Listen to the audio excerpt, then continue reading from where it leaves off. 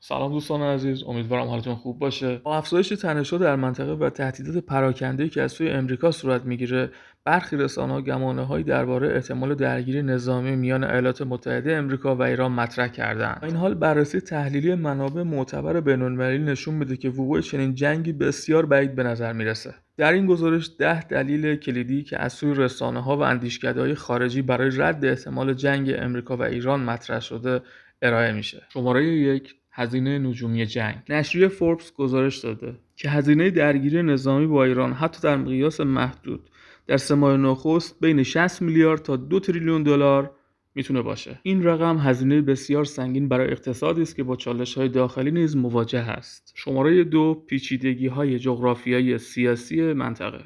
نشریه ریسپانسیبل استیتکرافت تاکید میکنه که هر گونه جنگ با ایران میتونه موجب آشفتگی در منطقه و ایجاد زنجیره‌ای از بحران‌های ثانویه بشه، از جمله تهدید به بستن تنگه هرمز و افزایش غیرقابل پیشبینی نفت و تاثیرگذاری بر بازار انرژی دنیا. اندیشکده بروکینگز اینستیتیوشن هشدار میده اقدام نظامی علیه ایران ممکن است با واکنش‌های شدید غیرمتقارن و فراتر از انتظار مواجه بشه، از جمله حملات گسترده به پایگاه‌های امریکا گرفته تا تحریک جبهه‌های منطقه. شماره 4 فشار افکار عمومی داخلی در امریکا. مرکز پژوهشی پیو ریسرچ سنتر اعلام کرده که بیش از نیمی از مردم امریکا با ورود کشورشون به یک جنگ جدید در خاورمیانه مخالفند، حتی اگر تهدیدات لفظی وجود داشته باشد.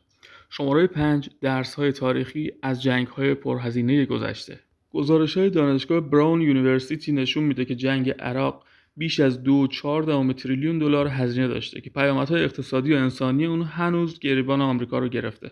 این تجربه تلخ به ویژه برای تصمیم سازان آمریکایی یک هشدار روشن هست. شماره 6 عدم اجماع بین‌المللی برای اقدام نظامی. در فضای فعلی هیچ اجماع سیاسی بین‌المللی برای اقدام نظامی علیه ایران وجود نداره و متحدان سنتی آمریکا در اروپا برخلاف گذشته تمایلی به همراهی در یک جنگ جدید ندارند. شماره 7 اولویت داشتن چالش‌های دیگر برای واشنگتن. رسانه تحلیلی اتلانتیک کانسیل یادآور میشه که تمرکز راهبردی امریکا عمدتاً روی چین و روسیه و مسائل داخلی است و درگیری در منطقه دیگر میتواند این تمرکز را مختل کند.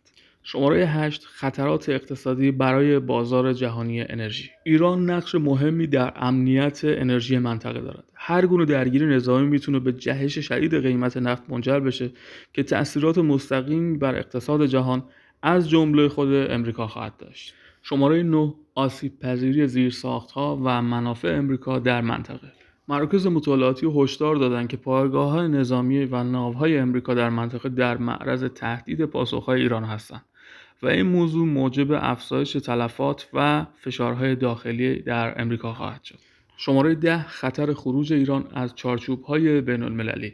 جنگ ممکنه که ایران رو به سمت اقدامات جدی‌تری مانند خروج از NPT و افزایش فعالیت‌های هسته‌ای سوق بده که تبعات غیر قابل پیش بینی امنیتی برای منطقه و جهان خواهد داشت. و در آخر اینو خودم اضافه کنم که با توجه به رفتار عجیب نیروهای امریکایی در پایگاه اطراف ایران و اینکه گرونترین جنگ افزارهای خودشون رو در جزیره دیگو گارسیا در تیررس مستقیم نیروهای ایران قرار دادن، بعید به نظر میرسه که بخوان وارد درگیری نظامی بشن.